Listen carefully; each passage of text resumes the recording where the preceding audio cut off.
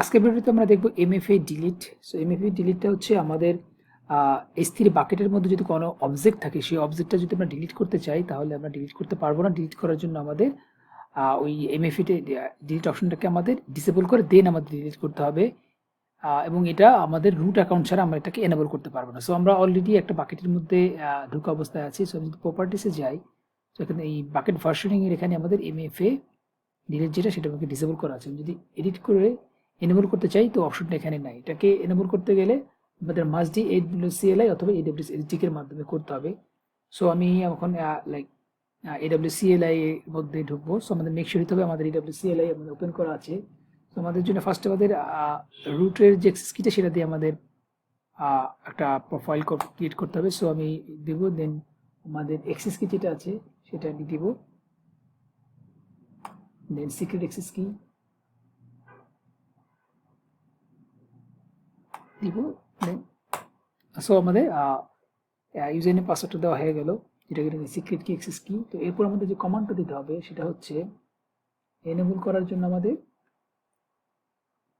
এই কমান্ডটা দিতে হবে। সো এখানে কি সো এখানে কি আছে, AWS S3 API put bucket versioning date bucket, then আমাদের যে বাকেটের নাম সেটা দিতে হবে। সো এখানে আমাদের যে বাকেটের নাম সেটা হচ্ছে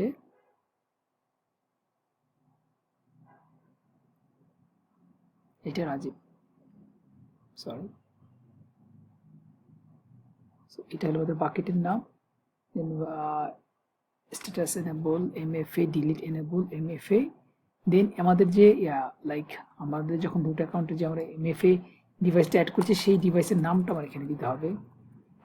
সো আমরা যদি আমাদের সিস্টেমের ক্রিডেনশিয়ালে যদি যাই, সো আমাদের ইউজারের এই সিকিউরিটি সেটিং ক্রিডেনশিয়ালের মধ্যে আমরা রুটের অ্যাক্সেসের জিনিসগুলো আমরা পাবো।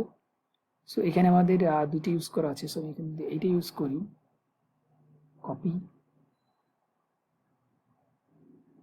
দেন আমাদের এমএফএ যে কোডটা আসবে সেই কোডটা দিতে হবে।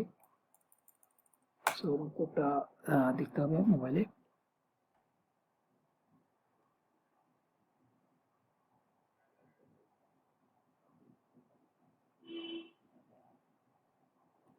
কোডটা দেওয়ার পর আমি এন্টার দিব।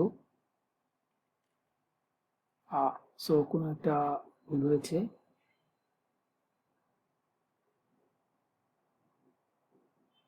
সরি, আমাদের AWS এর যে কিটা আমি ইউজ করেছি সেটা ইনঅ্যাক্টিভ অবস্থায় আছে। সো এখানে ইনঅ্যাক্টিভ অবস্থায় আছে, সো এটাকে অ্যাক্টিভ করে দিব, বিকজ এটা খুব সেন্সিটিভ ইস্যু। তো সো আমি অ্যাক্টিভ করে দিলাম। সো আমি এখন যদি কমান্ডটা রান করি,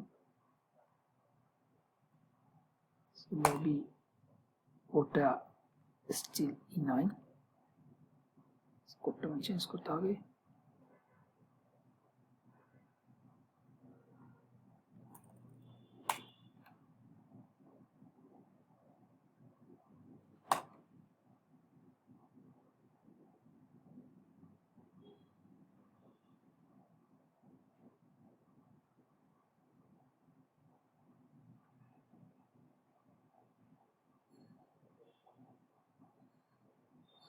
কাউন্টার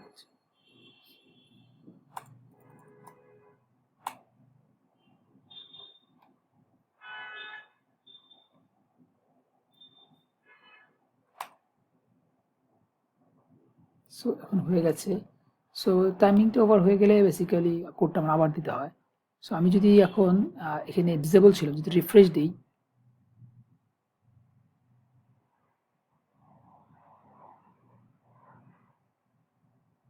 সো দেখেন এটাকে এনেবল দেখাচ্ছে। সো এখন আমি যদি আমার বাকেটের কোনো কিছু ডিলিট করতে চাই, দেখেন কি হয়। সো আমাদের এখানে বাকেটের দুটোই আইটেম আছে, ক্যাট অ্যান্ড ইন্ডেক্স। সো আমরা যদি মেইন ফাইলটাকে ডিলিট করতে চাই তো আমাদের অবশ্যই মেক শিওর হতে হবে যে আমাদের যে ভার্সনটি এনেবল করা ওইটা নাল যে ফাইলটা সেটা এটা আমাদের মেইন ফাইল। যদি এটাকে ডিলিট করতে চাই দেখেন কি হয়। You can't delete object versions because multi-factor authentication MFA delete is enabled for this bucket.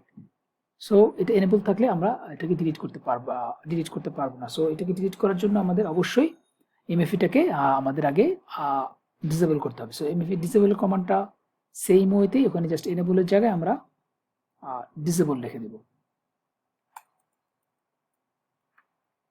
SAP disable, এবং কোডটা আমাদের অবশ্য চেঞ্জ হয়ে গেছে।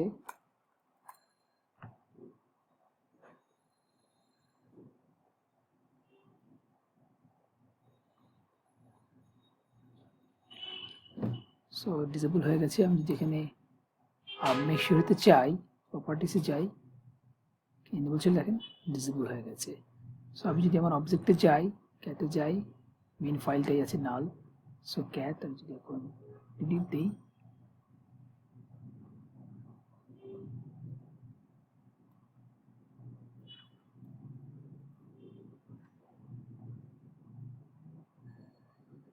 সো দেখেন ফাইলটা ডিলিট হয়ে গেছে। সো এটা একটা লাইক ইম্পর্টেন্ট ইস্যু, যে আমরা যদি মনে করেন কোনো একটা বাকেট আমাদের কলিগদের মাধ্যমে শেয়ার করতে চাই, তো তারা যদি সেটাকে অ্যাক্সেস করতে চায়, সেটা যদি বা ভুলে ভুলে বা মিস্টেকেনলি যদি ওই কোনো আইটেম ডিলিট করতে চায়, তারা এটাকে ডিলিট করতে পারবে না।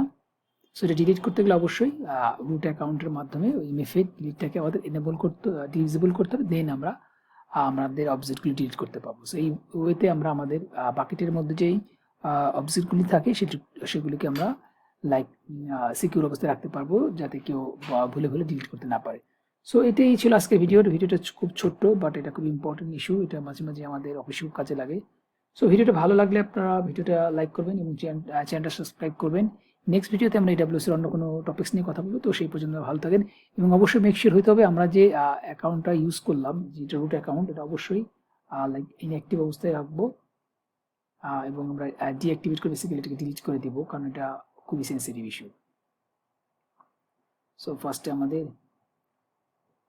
সিলেক্ট করে এটাকে ইনঅ্যাক্টিভ অবস্থা আছে, তো আমি যদি ডিলিট করে দিই ডিলিট করতে পারবো। সো ইনঅ্যাক্টিভ থাক, সবাই সমস্যা নেই। সো আপনারা ভালো থাকবেন, আল্লাহ হাফেজ।